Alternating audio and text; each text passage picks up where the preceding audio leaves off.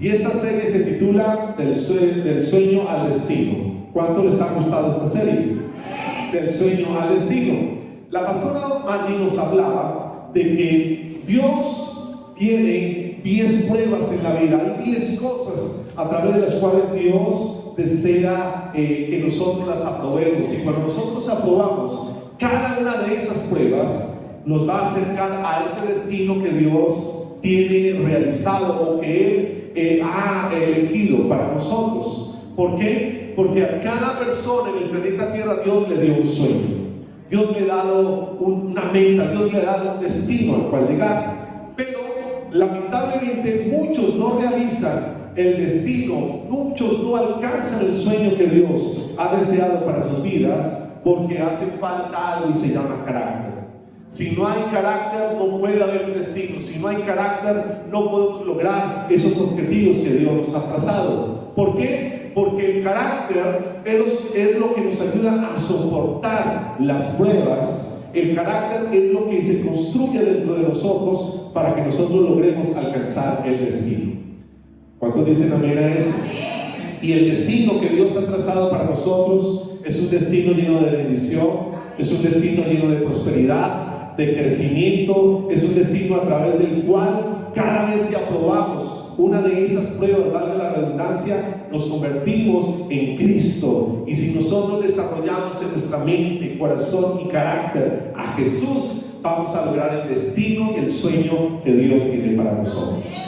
Entonces, por eso diga conmigo, Dios tiene 10 pruebas a través de las cuales Él quiere desarrollar mi carácter. ¿Cuántas pruebas son? ¿Y qué va a ocurrir cuando logremos superar esas 10 pruebas?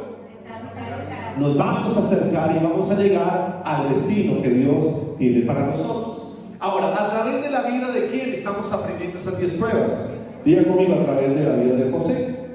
José es un claro ejemplo de cómo él fue superando cada una de esas pruebas que usted y yo afrontaremos o hemos afrontado en la vida. Y cada vez repito que superemos una de esas pruebas, nos vamos a acercar al destino que Dios ha trazado para cada uno de nosotros. Yo, por ejemplo, como pastor, usted a lo mejor puede pensar que yo ya he superado esas pruebas o que cada una de ellas las he logrado, pero tengo una noticia para usted, y es que también he fracasado en muchas de esas pruebas. Hay muchas de esas pruebas en las cuales he reprobado porque soy humano, pero quiero decirle algo importante con respecto a eso, y es que aunque hayamos fracasado y no hayamos logrado alguna de esas pruebas, no significa que Dios nos reprueba y nos hace un lado, sino que Él nos brinda una oportunidad nueva para que usted pueda lograrlo, para que usted lo vuelva a intentar. Y ahí, en esa repetición, el Espíritu Santo está con nosotros para ayudarnos a superar cada prueba. ¿Cuántos dicen amén?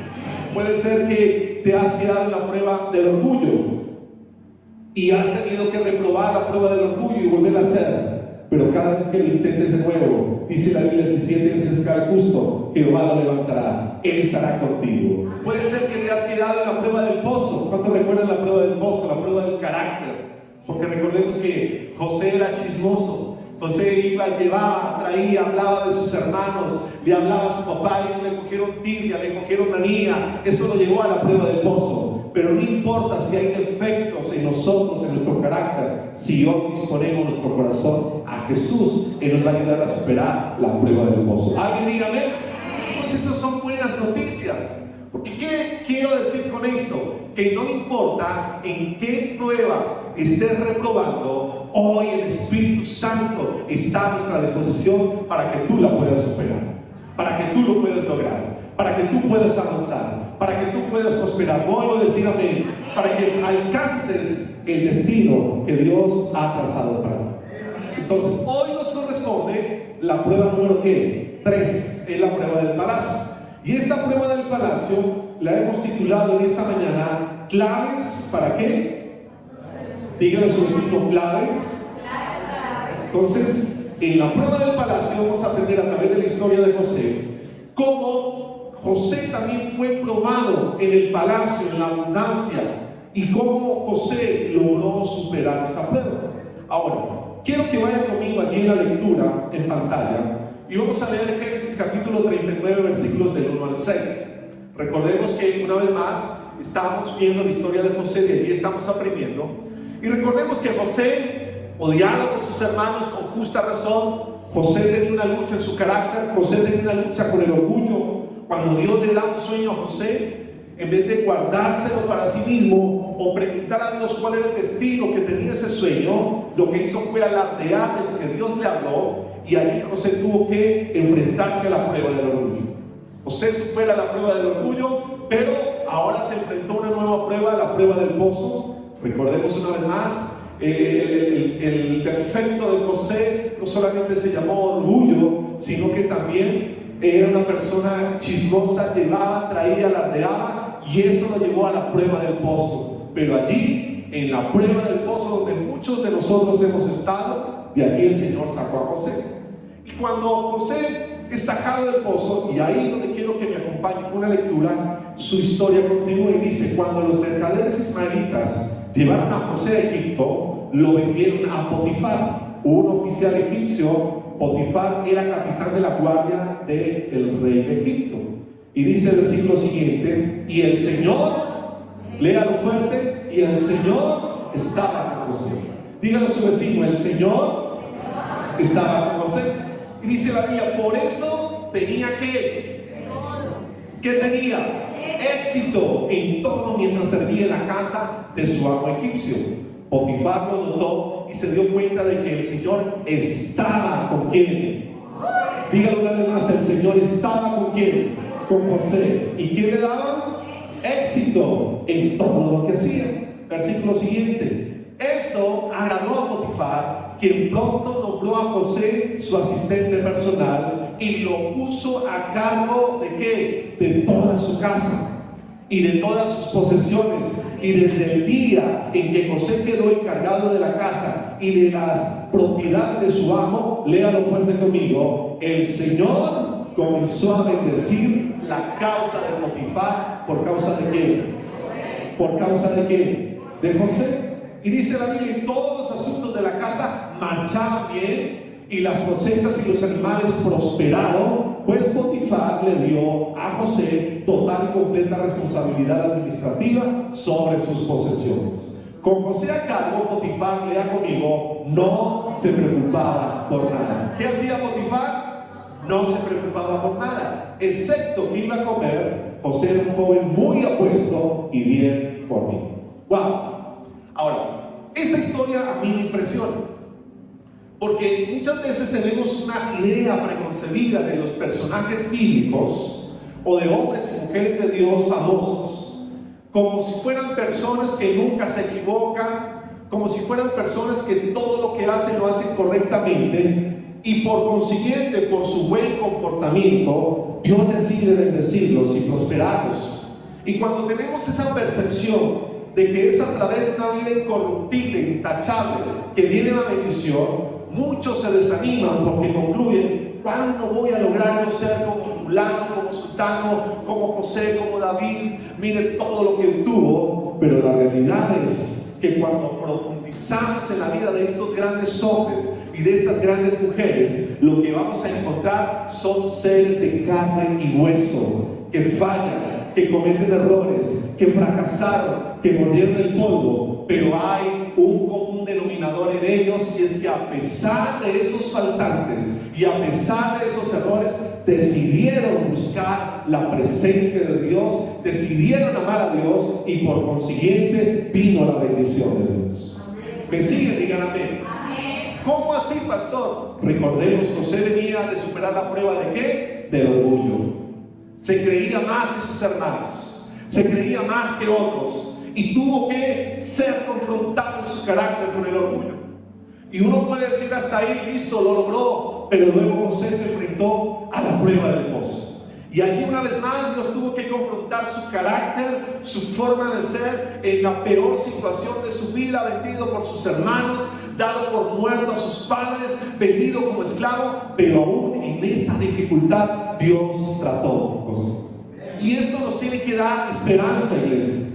Esto tiene que generar alegría, porque esto nos está dando a entender que Dios sabe tus defectos, Dios conoce tus errores, Dios sabe que le embarras, Dios sabe que no eres perfecto, pero si en esta mañana, en cada una de estas pruebas, tú te rindes completamente al control del Espíritu Santo, Dios te va a ayudar a superar esa prueba, y esos faltantes, esos errores, esos fracasos se convierten en puentes para que Dios bendiga tu vida. ¿Están de acuerdo conmigo? Te diga amén, fuerte. Por eso acabamos de leer, José, quien se enfrentó al orgullo, quien afrontó su carácter, ahora estaba siendo vendido como esclavo a una tierra que él no conocía, perdió su libertad, pero donde Dios llevó a José, ¿qué ocurrió? Y leemos como común denominador, la Biblia dice que Dios estaba con José. La Biblia dice que Dios llevó a éxito a José. La Biblia dice que todo lo que emprendía José fue bendición. La Biblia dice que incluso Potifar, quien era alguien que no conocía de Dios, fue bendecido a causa de José. Y eso nos está hablando de que Dios desea prosperarnos. Dios desea bendecirnos. Dios desea promovernos. Dios quiere que a usted le vaya bien. Dios quiere que usted alcance metas. Dios desea que usted logre cosas importantes en la vida. Dios desea lo mejor para usted y no lo decía amén. Él desea lo mejor. Pero lamentablemente, en el ánimo de abrazar esa prosperidad o bendición, se ha generado toda una teología a través de la cual hemos transversado esa palabra prosperidad. Y muchas iglesias, lamentablemente, y muchos pastores y teólogos la han resumido solo a prosperidad física o económica. Y aunque es cierto que Dios desea que tú prosperes económicamente, aunque es cierto, como hoy lo vamos a demostrar bíblicamente, Dios te va a promover en tus finanzas, lo cierto es que la prosperidad va más allá de un beneficio económico. ¿Por qué? Porque Dios deseaba que a través de la prosperidad, a través de todas las bendiciones que Dios le daba a José para que él creciera en su carácter, su destino ¿cuál era? No era hacerlo famoso. El sueño que José tuvo no era para mostrarle que iba a ser un hombre rico, no era para mostrarle que su nombre iba a ser conocido, era para enseñarle que su destino era que a través de su vida y del cargo que Dios le daría, iba a bendecir la vida de otras personas, iba a alimentar una generación, iba a vivir tiempo de hambruna. El destino que Dios diseñó para José era para bendecir la vida de otras personas. ¿Ven qué tremendo? Entonces, cuando Dios nos prospera, cuando Dios nos bendice, Dios no lo hace para que acumules riquezas, Dios no lo hace para que acapares, Dios lo hace para que tú puedas bendecir la vida de otros. Por eso, mientras José estuvo en la casa de Potifar, aquel hombre mundano sin conocimiento de Dios fue bendecido a causa de José. Y el destino que Dios ha diseñado para ustedes es que Tuluá sea bendecido a causa de usted. Que donde Dios te ponga, ese barrio sea bendecido, tu familia sea bendecida, tus compañeros de trabajo sean promovidos, y todo a causa de ¿quién? A causa de que tú estés aquí. Amén. Entonces, la palabra prosperidad, escriba eso, significa empujar hacia adelante. Prosperar significa ir hacia adelante. Cuando encontramos el término prosperidad en la Biblia, lo que Dios está diciendo es que Dios quiere empujarte a mejores cosas, empujarte a bendiciones, empujarte a la prosperidad, empujarte a que tú lo que hagas sea exitoso. Por eso la primera clave en esta mañana, porque recuerde que este mensaje lo hemos titulado Claves para la Prosperidad. La primera clave de la prosperidad, ojalá escríbalo por favor en esta mañana, estos principios bíblicos que vamos a enseñar, hagan una foto y úsenlo en redes sociales, es la presencia de Dios. ¿Cuál es la primera clave para que nosotros podamos prosperar? Dígalo fuerte, la presencia de Dios. ¿Por qué? Porque la presencia de Dios nunca falla. Porque mientras Dios esté en nosotros y nosotros en Él, no vamos a errar al blanco, no vamos a fallar. ¿Y qué estoy diciendo con esto? Que no nos vayamos a equivocar, no, sino que Cuando la presencia de Dios está en la vida de una persona, cuando llegan esos tiempos difíciles, complejos, de escasez, de necesidad y de crecimiento, la presencia de Dios revierte las circunstancias, las cosas y las oportunidades en nuestro beneficio. ¿Cómo lo sabemos? José fue vendido como esclavo, lo leímos, vendido a Potifar. Estaba en una situación compleja, difícil.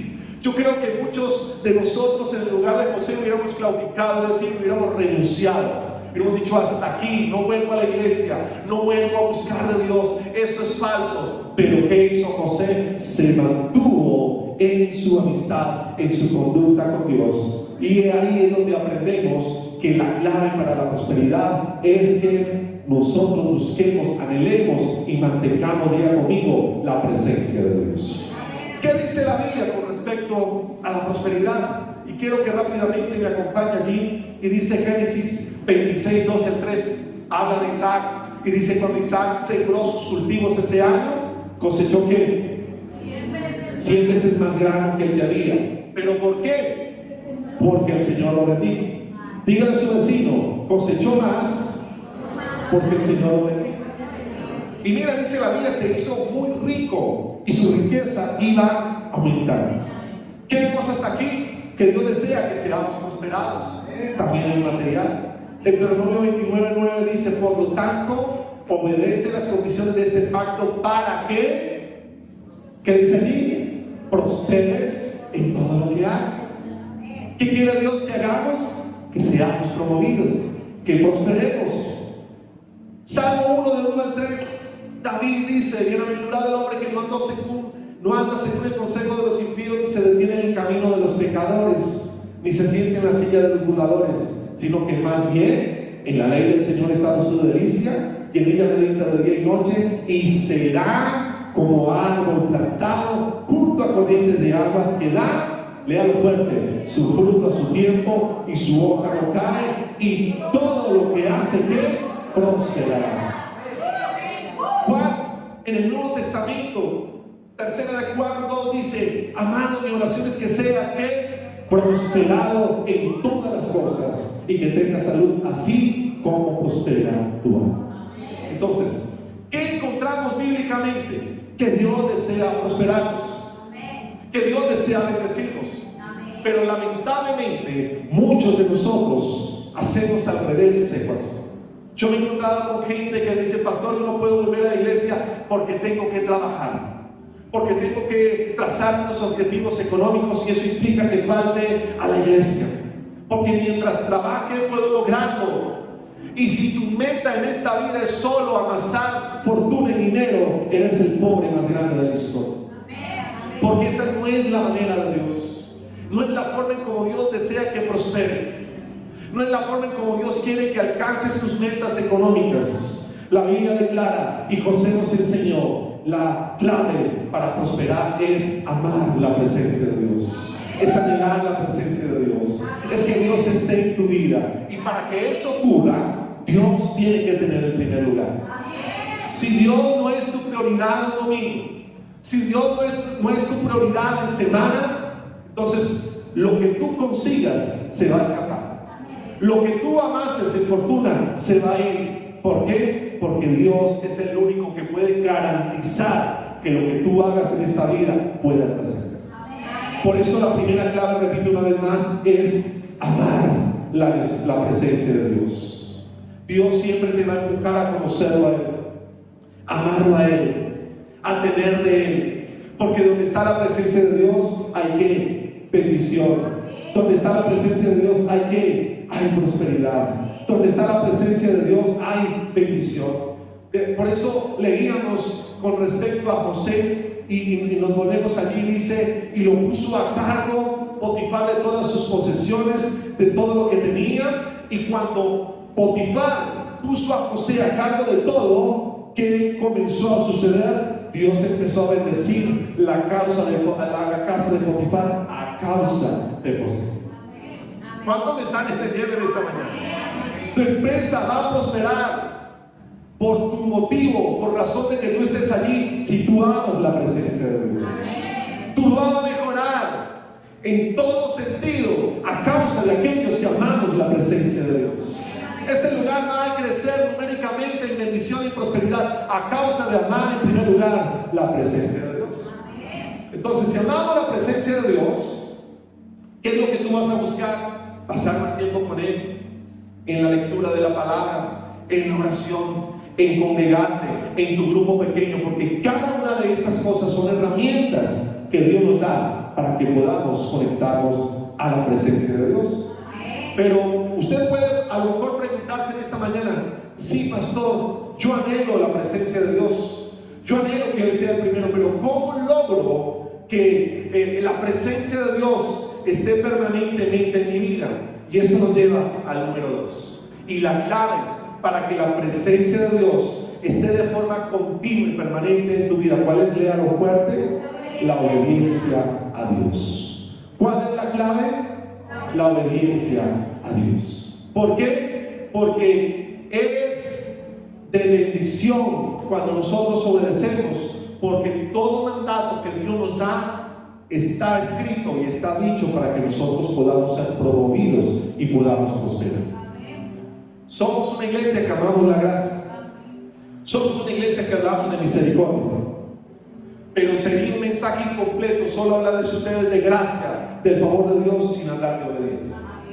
Porque así como la salvación es por gracia, un regalo que no merecíamos, y la recibimos en el momento en que nos arrepentimos gratuitamente, en el momento en que entramos en la gracia, también entramos en una dimensión donde Dios quiere empezar a bendecir cada área de nosotros. Y para que esas bendiciones lleguen a nuestro matrimonio, a nuestras finanzas y a nuestros sueños, tenemos que empezar a obedecer a Dios.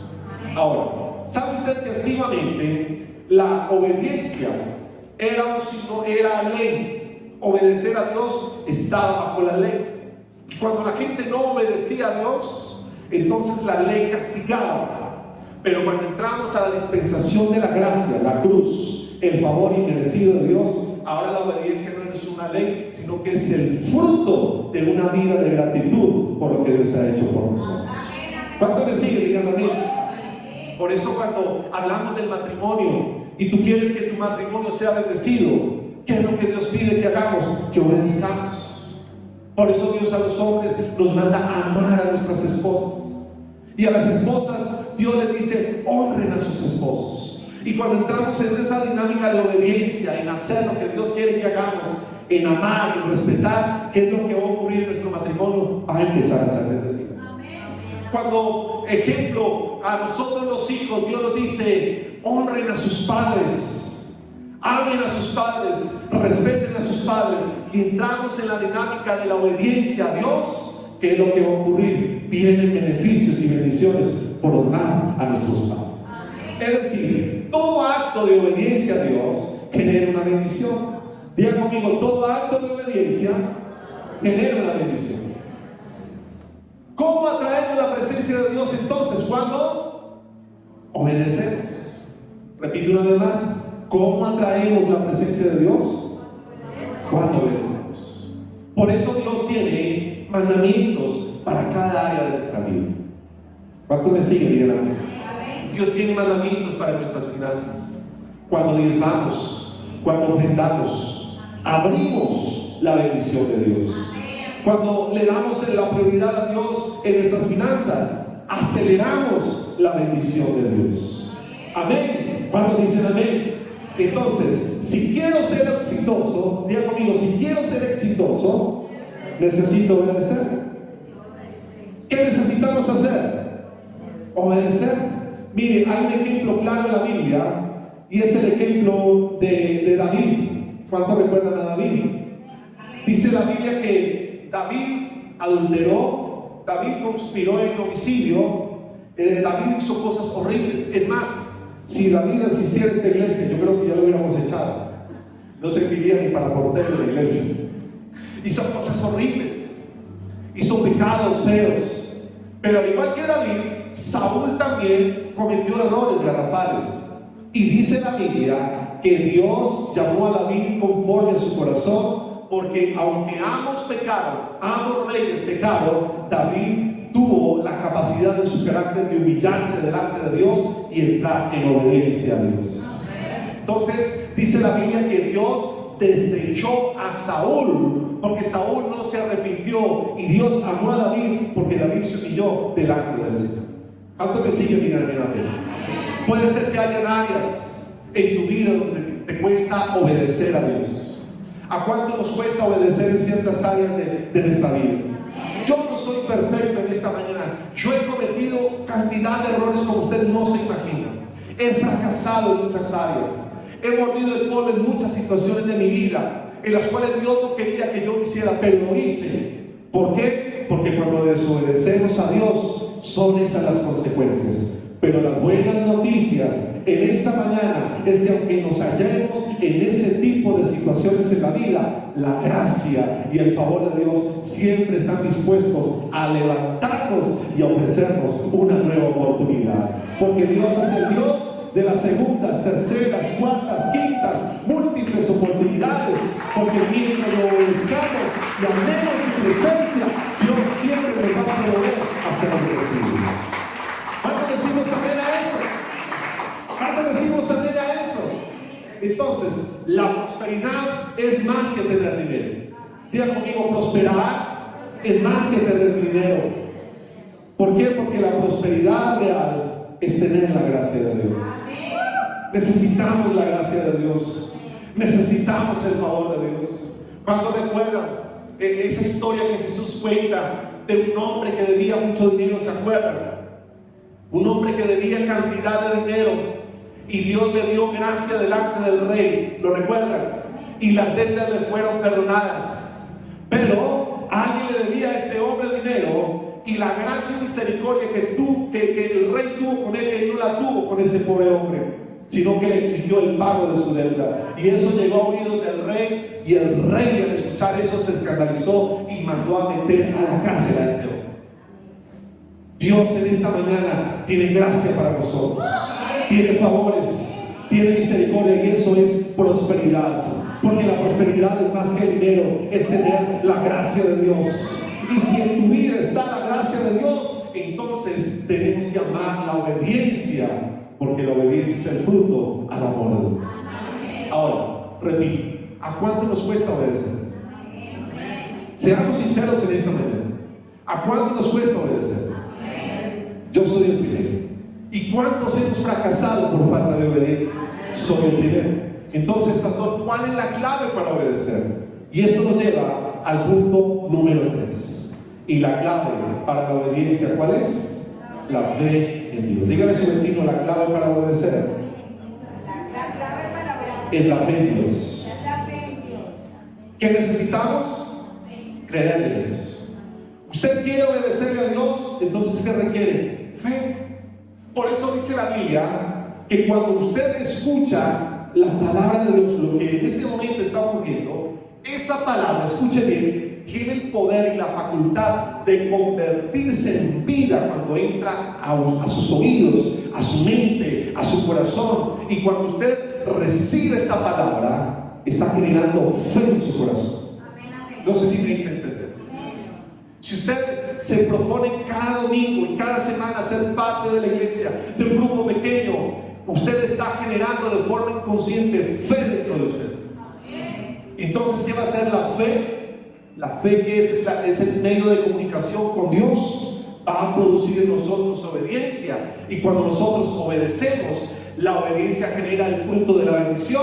Y donde está el fruto de la bendición está la presencia de Dios. Y donde está Dios, allí no va a faltar de nada. Vamos a prosperar, vamos a ser promovidos, vamos a ser empujados a las cosas buenas, porque la presencia genera obediencia y la obediencia genera fe. Y eso fue lo que ocurrió en la vida de José. Entonces, necesitamos fe para obedecer. Ahora, hay cosas que Dios nos pide hacer que humanamente no tienen sentido. Hay cosas que no tienen una lógica humana, pero que cuando son trasladadas a la mente de Dios, tienen coherencia. Les voy a dar un ejemplo. Cuando usted diezma, usted está dando algo en un acto de fe, por gratitud a Dios por lo que le ha dado, pero ese acto de gratitud y de obediencia va a generar bendición en el futuro. Entonces, diezmar y ofrendar requiere ¿qué? Fe. ¿Me siguen? Porque cuántas veces, y yo lo puedo decir en esta mañana, no hemos diezmado en tiempos de crisis.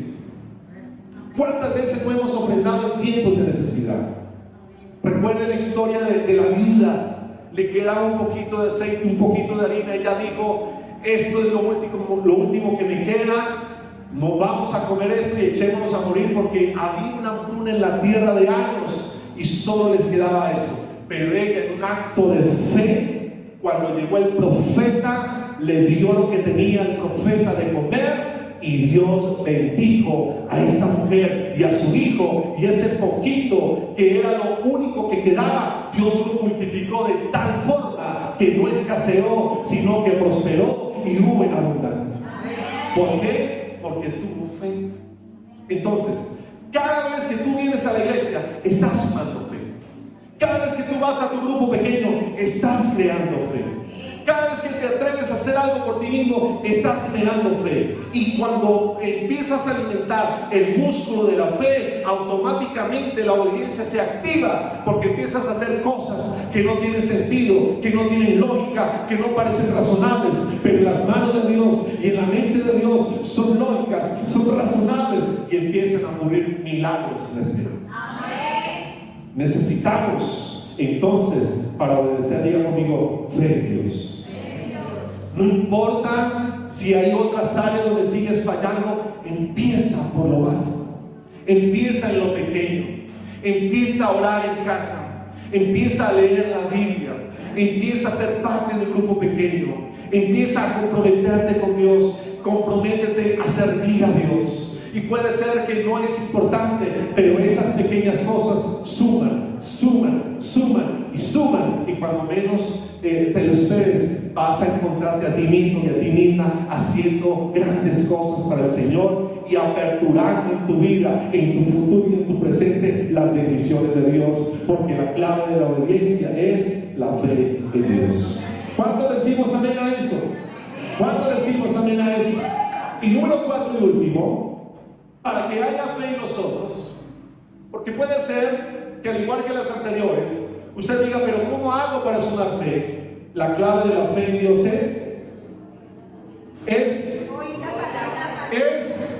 hoy estoy sordo, no los escucho, es oír la palabra de Dios. Hoy estás sumando fe, hoy estás creciendo, hoy estás siendo mejor, hoy estás avanzando. Tenga fe en eso. ¿Por qué? Porque, como les decía ahora, mientras la palabra entre en tu corazón a través de lo que escuchas, tu vida empieza a ser. A lo largo de estos meses nos hemos encontrado personas en el lugar de su gloria, tu lugar, que sin preguntarles, y ellos de forma libre nos manifiestan cómo Dios nos ha cambiado en este lugar. Muchos de ustedes han logrado perdonar, muchos de ustedes han prosperado, muchos de ustedes han crecido, muchos de ustedes han cambiado, algunos de ustedes salvaron sus matrimonios, algunos de ustedes vieron milagros extraordinarios de Dios. ¿Y saben por qué llegaron esas cosas? Porque un día viniste a este lugar, a un grupo pequeño, y decidiste escuchar la palabra de Dios. Y cuando tú escuchas a Dios hablar, Él genera fe, Él genera milagros, Él genera cosas sobrenaturales, porque la fe en Dios viene y se produce cuando escuchamos la palabra de Dios. Dice Romanos 10:7: así que la fe viene por oír, es decir, por oír ¿qué? La buena noticia acerca de Cristo. Y en otra versión dice: la fe es por el oír, y el oír por la palabra de Dios. Te cuento un secreto: hoy se está gestando un milagro dentro de usted.